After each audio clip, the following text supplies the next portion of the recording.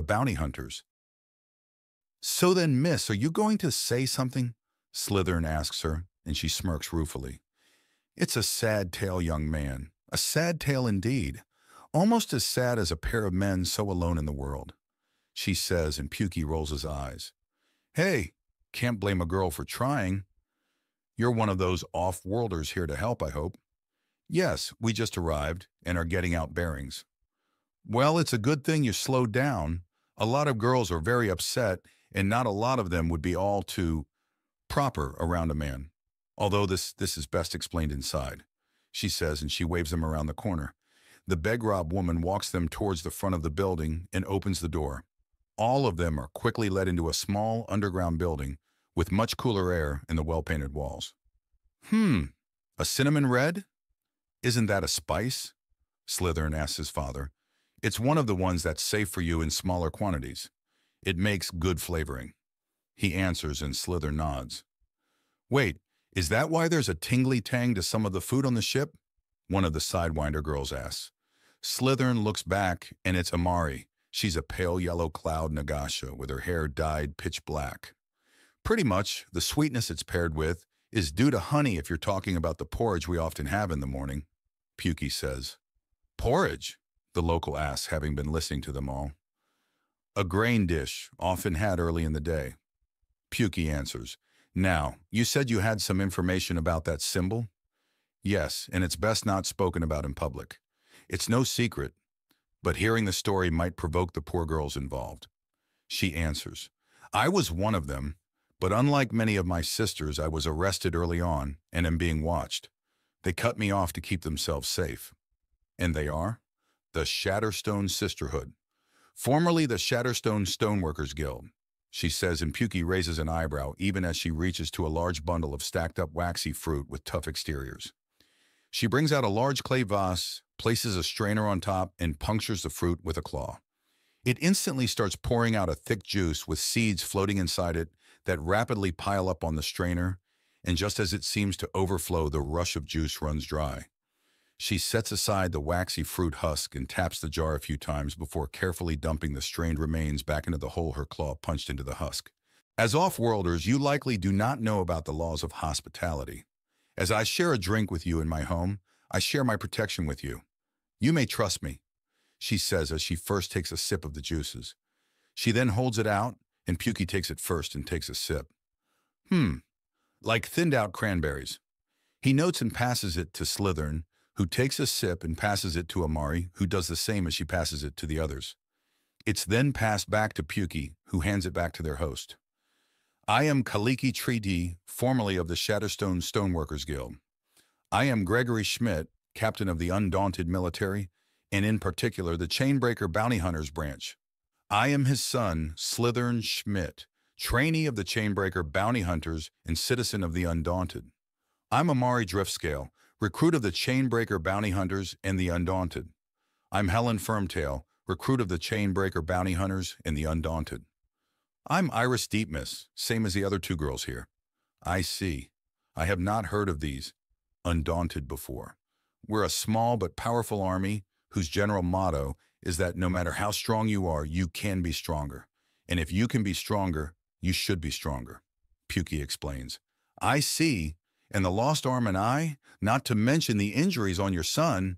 Shortly before the Undaunted were founded, I was captured by the slavers of the Chaining.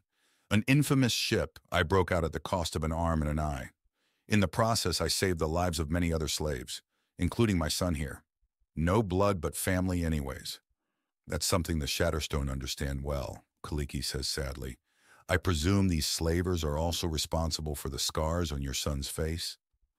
They were. One of them was a cannibal. Slytherin says, remembering the teeth of the snikt coming down right for his eye, the literally blinding pain, and the world disappearing by half, but still having a front-row seat to the horror, as his heat-sensing pits could still make out the whole nightmare in perfect clarity. Well, if nothing else, you don't have to worry about the Shatterstone being that nightmarish. They're angry stoneworkers, not cannibals, Kaliki says, looking at them all. But I assume you want the full context. That would be very nice, Pukey says with a smile. Well, to put things as simply as possible, Kaliki says before a pounding at the door interrupts. Before she can do anything, it's wrenched open and a beg rub. One with a similar shimmering green shell to Kaliki walks in and knocks Iris and Helen out of the way, or rather tries to. She pushes their upper bodies out of the way, but the girls are jungle Nagasha. She's going to need heavy equipment to move the lower bodies without their express permission. Hey! Iris protests her rough handling. Rude much? Helen asks. What the hell are you doing talking to outsiders about our affairs? The angry newcomer demands. Her face is mostly concealed by a thin head wrap. Kaliki has one as well, but hers is arranged in a way to show her face and mostly just keep her hair tame and in control while protecting her neck and sides of her head. I'm trying to give them a fair and truthful point of view so they're not sent after us like attack animals, Chalice. That's what I'm doing. What you're doing is attacking, insulting, and acting like a paranoid lunatic in front of my guests. The guests I just shared a drink with. Kaliki snaps back at her, and Chalice outright flinches before looking around and reassessing the situation. She opens her mouth to speak, but Kaliki cuts her off. Just sit down, you silly digger. It's going to be fine. Is this what you meant by potentially provoke some girls? Pukey asks. It is. I'm afraid that if you're here to help with the Shatterstone issues, then you're likely completely misinformed and could very well send a bad situation into a cataclysmic one, Kaliki says, and Pukey holds up his prosthetic arm and uses a feature that this one and not his normal hardlight one has. It has a computer integrated into the forearm. A few button presses and a list is scrolling by.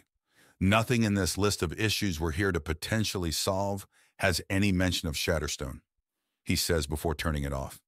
Whatever business is between you and the local government is being kept that way by the government, and it's going to be the same for other off-worlders unless the government specifically contacts them about it or the list is updated.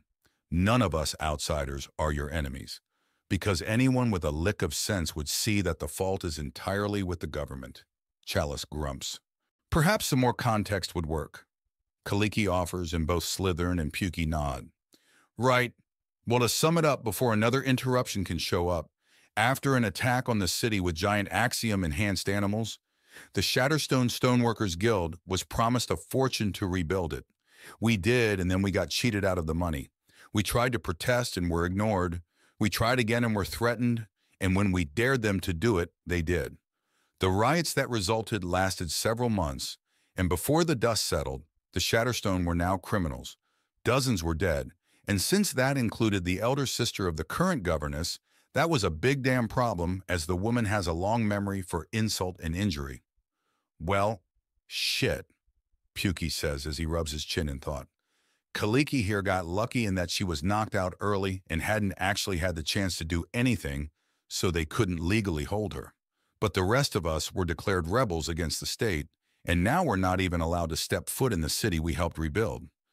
Not that it can stop us, of course. The builders' tunnels are all over the place, and no government official will offend their dignity scuttling through tunnel. Chalice adds in, and Pukey nods. A sad tale of corruption, hot tempers, and harsh consequences. I'm sorry to hear that. Pukey says and thinks. They don't sound like fighters, so would they be good undaunted recruits? Slytherin asks Pukey, who considers. Maybe, but hard-working builders are generally welcomed everywhere, provided they're willing to let go of... I take it from that expression, ma'am, that just moving on from this as a lost cause is out of the question? Pukey muses before asking the now furiously scowling Chalice. Yes, thoroughly out of the question. Chalice all but growls, and he holds up his hands. Calm down. I was just considering a way out for you. I'm no enemy of yours, and from the sounds of it, you're wealthy enough in enemies as is. You don't need more.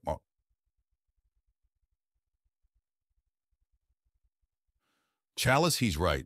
We have enough problems with the governess without off-worlders deciding that we need to be stopped too. Kaliki says, and Chalice just grabs the vase and starts drinking like it's booze. I take it she's lost more than most? Pukey asks, and there's a strange gesture from Chalice, who creates a tinkling sound by tapping her fingers in rapid succession. Chalice, Kaliki protests. Apparently drumming your fingers in response is rude here. Good to know. Don't worry. I don't even know what it meant beyond. Stop asking, Pukey says, trying to navigate his way around the touchy mood of the local girl. Now, we can't casually overthrow a government, but do you have any recordings of the initial promise of pay from her? Why? Kaliki asks, and Pukey grins. I was just thinking that pretty much everyone answers to someone. And if someone who owes you money isn't paying, you can go to the person they answer to about it. A governess answers to a government, after all. She's just the local administrator.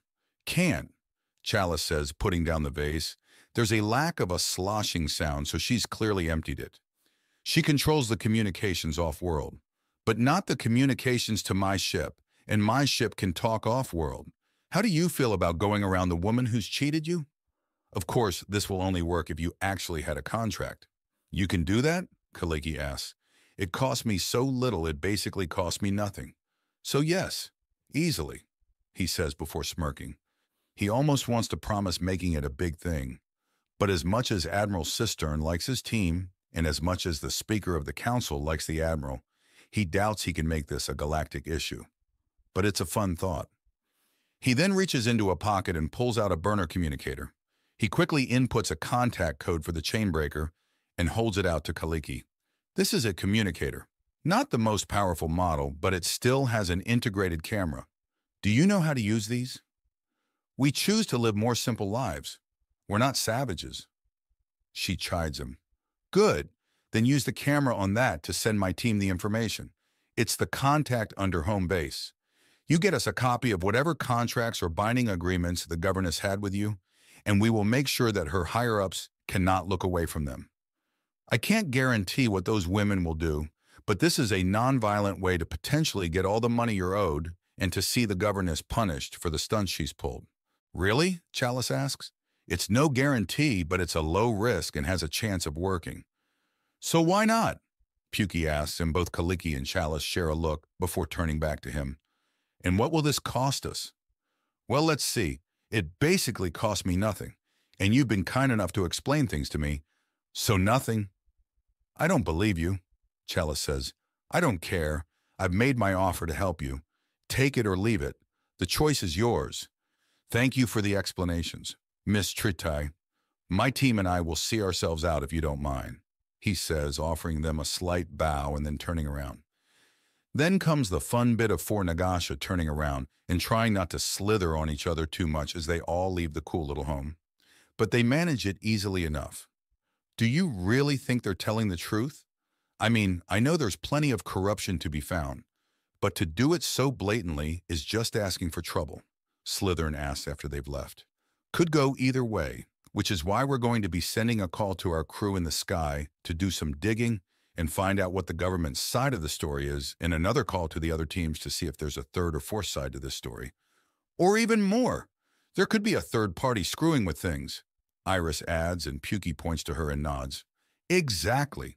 We have one side of one story, and if we're going to understand what the hell happened, we need as many sides from as many stories as possible, he says.